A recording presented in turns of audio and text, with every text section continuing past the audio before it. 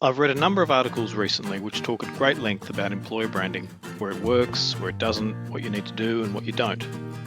It's getting to be a very crowded place, and the volume of reports and commentary across all media are starting to make this seem really complex. We've recently shared the employer branding journey on our website in a series of 4 blogs. However, let's simplify the journey for you and help you get some perspective around what employer branding projects are about. Firstly, work out why. Why is your employer brand important to you? And what problem are you trying to solve in your organisation? Make sure this aligns strategically with the business direction, as you don't want your project to stand out all alone. Problem also has to be felt throughout the organisation, all the way up to the leadership group. If they can't see it, feel it, taste it, it won't be relevant to them and they won't buy in.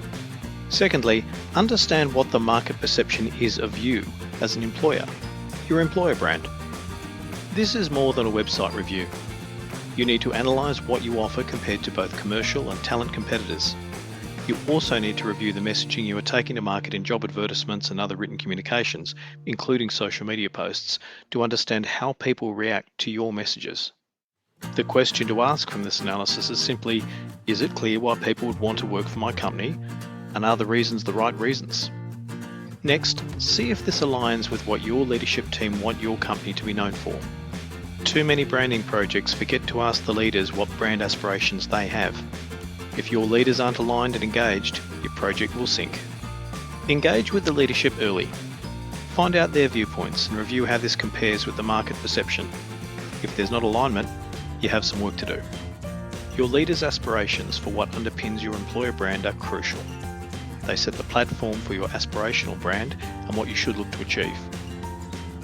Next, check in with your employees regarding what they experience day to day. Look at engagement data, culture data, and ask them in some focus groups. Remember that employee feedback is only 1/3 of the picture. Now, compare the findings.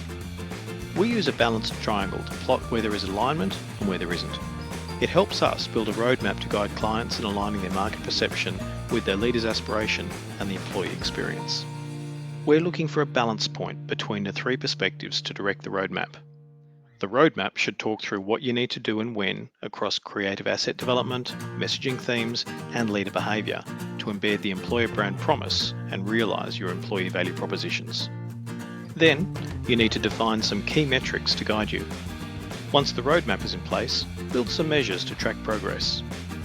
Measures need to cover off 3 aspects. Firstly, how effective is any creative imagery that was developed? Is it attracting the right volume of the right quality of candidates?